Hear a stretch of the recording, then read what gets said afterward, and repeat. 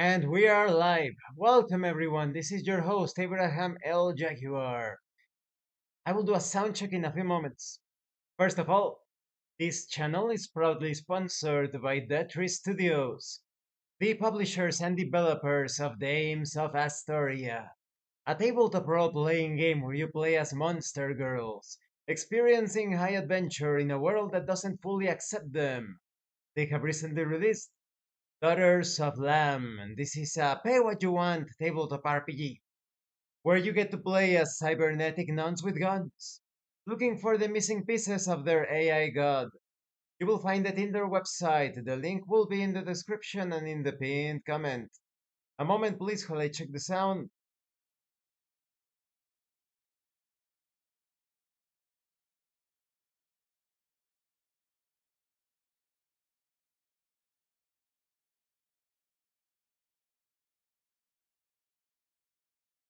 Sound is good.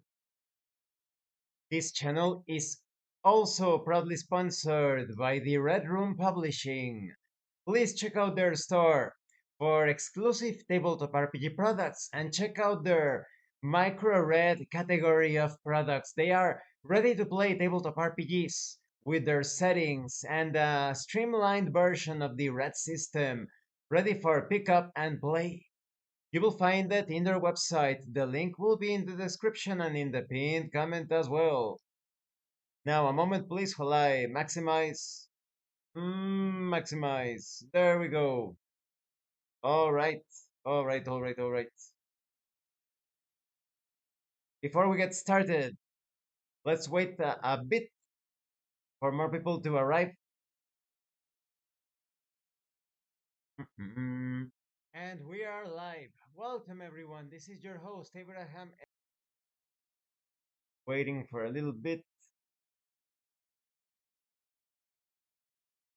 But yes, today I am going to be Castlevania, but also the influence of Castlevania.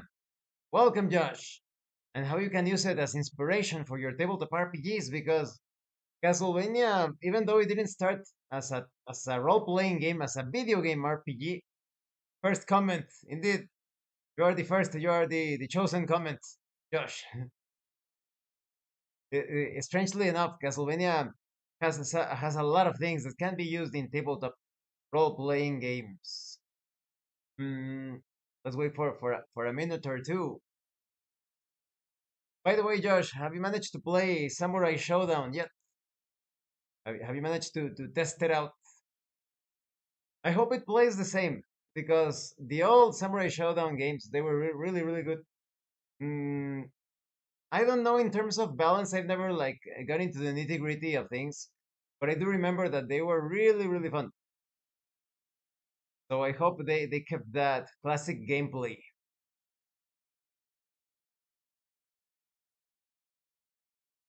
Let's wait a little bit. I'll wait a minute, one more minute, just for more people to come here and listen to the nostalgia talk. I still haven't. Oh, yeah, you're probably very busy, right? Sometimes it gets like that. You want to play so many video games, and oof, the duties keep piling up. The old ones were fantastic. I used to play as Haomaru and Hattori Hanzo. Remember the Hattori Hanzo? Okay, let's get started with the topic at hand. Castlevania, right? I owe so many things to Castlevania for tabletop RPGs. Like I don't even know where to get started. So in order to create this framework, and I hope you will share your experiences as well. I'm going to tell you how I became familiar with Castlevania. It was almost by accident. I had no idea about the series whatsoever. From when I was very little, I was always a fan of horror, vampires, of course, Dracula, but I never really, at least back then, they didn't have like a good grasp of the archetype of the vampire hunter. It was always about the vampire, right? But never really put any thought on the first popular vampire hunter, such as Jonathan Harker, Quincy Morris, of course, Abraham Van Helsing, right? And so for me, it was almost focused. Everything was focused on the vampire. But then I had just moved to a city, and there was this video game rental shop not too far from my house. Sometimes I decided to walk over there. Sometimes my mom would drive me or anyone that was available. And I just went into my typical visit to the rental place. They only had Nintendo Entertainment System games, no Sega Genesis, all Nintendo. And so I was looking around the cartridges, and then I saw the cover of Castlevania 2, Simon's Quest. And I saw this huge guy, like this Nordic guy, Simon, with like long blonde hair, super muscular, and this armor, and his whip. And you saw it was Dracula in the background, right? Let me double check. It's been a long time since I saw the cover. Simon's Quest. Simon's Quest. Ah, Dracula, yeah. And funny enough, for those of you that do not know, the cover for Simon's Quest, Castlevania 2, it was almost it was a tribute, let's call it like that, a tribute to one of the Ravenloft covers, the first edition of Ravenloft, if I'm not mistaken. When Strad, the old ones were fantastic. The old Castlevania games were incredible, indeed, Josh, incredible. Wow, yeah, yeah, yeah, yeah. So the cover is very similar to Ravenloft, to the first Ravenloft module. But yeah, I saw it and I was like, whoa, is that Dracula in the background?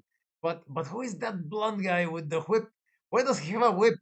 Right? Because you always saw the vampire hunters using either the stake, in some cases like a sword or a machete type of weapon, but never a whip. So I was like, what?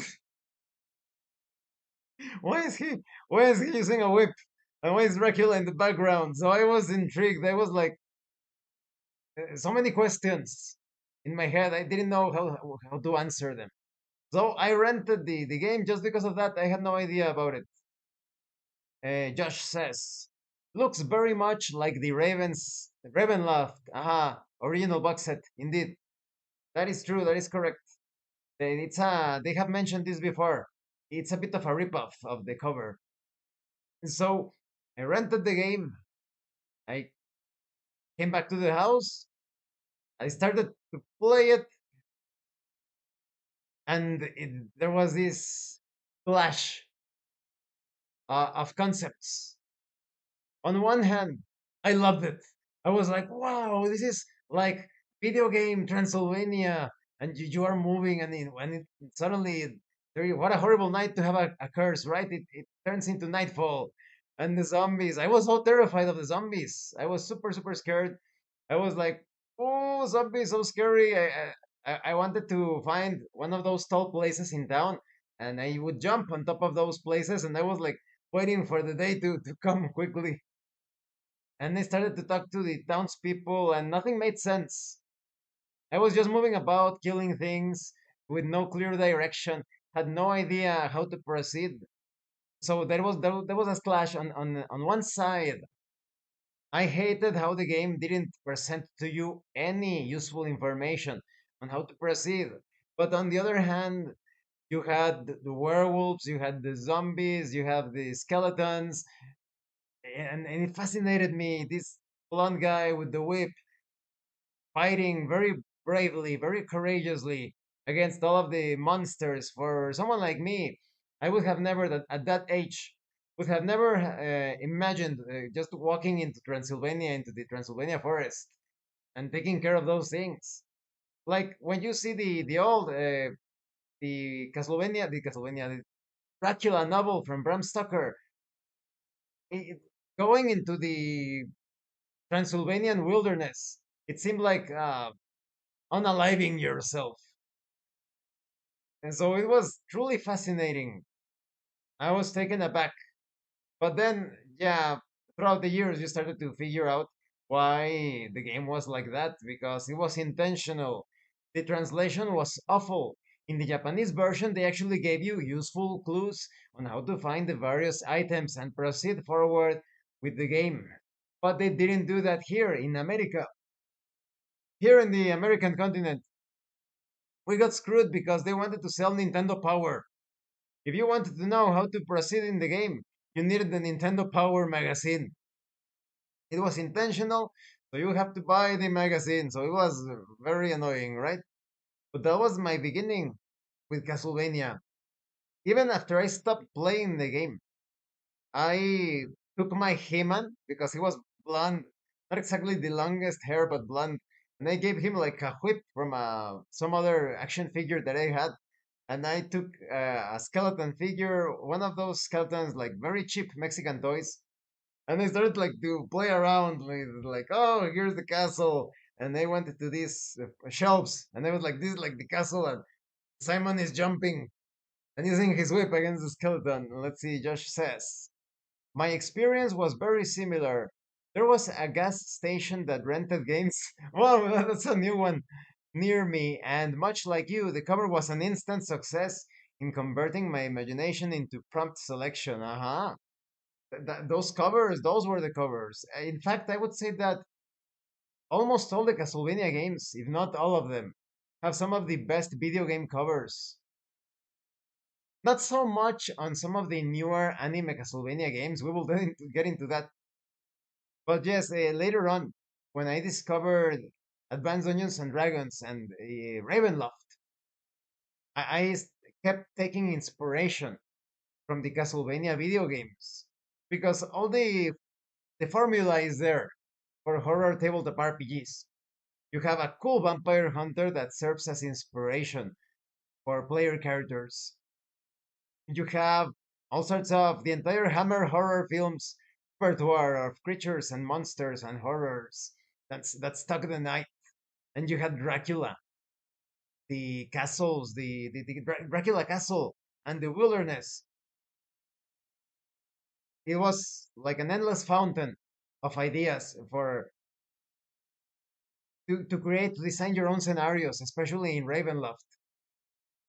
But even in fantasy tabletop RPGs, where they are not horror focused, you can easily take various elements of Castlevania and just throw them in there. They don't have to be like full gothic horror or romantic horror or however you want to call it. After playing Castlevania 2, I was looking for Castlevania 1. I couldn't find it. Later on, I went to another rental. That rental was much larger and had a huge selection of Nintendo and Super Nintendo games.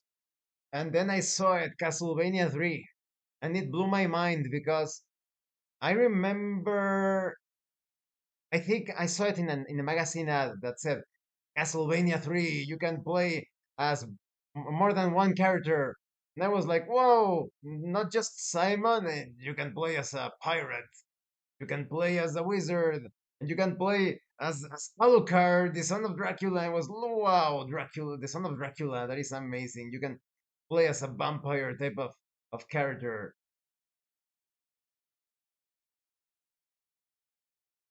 So I also rented Castlevania 3. Castlevania 2, I actually had to rent it twice because the first time didn't know crap how to finish it. It the payment for the that is you could rent a game for 3 days, and if you had to return it after 3 days, and then you had to pay the fee again. So before wasting my money renting the game again with no clue on how to finish it, I decided to rent Castlevania 3, and of course, as many of you know, Castlevania 3 is much easier to finish. It's not an easy game. That is no by no means. All of the Castlevania games are pretty challenging, but it is much easier to understand where to go because it is linear. So I actually did finish that one in a single weekend, playing almost non-stop. Mm, I first had Grand Dynasty as my partner, and then ah, I don't remember if my first playthrough I played with Saifa, and then Alucard, or it was straight to Alucard. I think it was straight to Alucard, but turning into a bat as Alucard and doing the did he use the fireballs? Yes, I think so, right? He felt like, oh, it's as if you're playing like a weaker version of Dracula that is still very good. But I finished Castlevania 3, and from then on, I was in love with the series. I was like, I need to play all of the Castlevania games, need to play them all, and that's how I started and there was still that feedback of tabletop RPGs.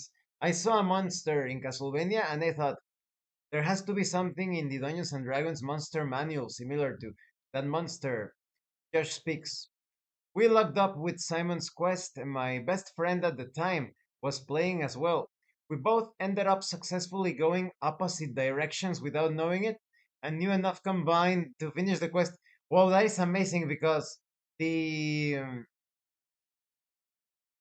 puzzle, the enigma, to use the crystal, where you have to go to the mountain and you have to crouch for who knows how many seconds.